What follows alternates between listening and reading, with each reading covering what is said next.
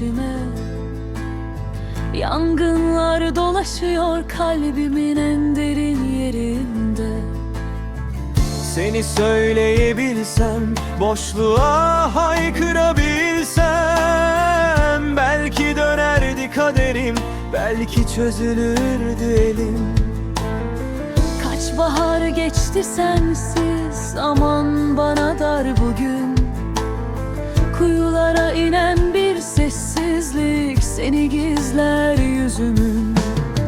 İçimde bir umut saklı, adınla büyür hala. Yokluğun soğuk bir rüzgar kapımda her sabaha. Hasret bizi büyüttü yarım kalan sözlerde. Bir yanım sen diye ağlar, diğer yanım direnmelerde. Kapatma gözlerini, üşürüm gecelerinde. Döner miyiz yeniden o eski güzel günlere?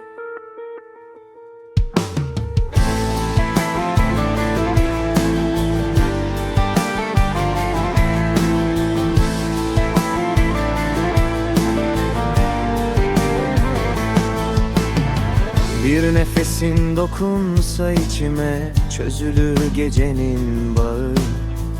Bir adımın yaklaşsa bana, solar tüm acı yağmuru.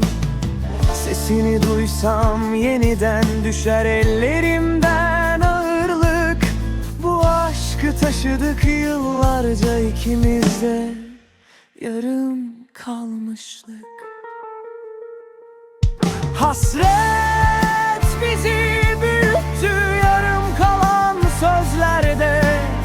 Bir yanım sen diye ağlar, diğer yanım direnmelerde.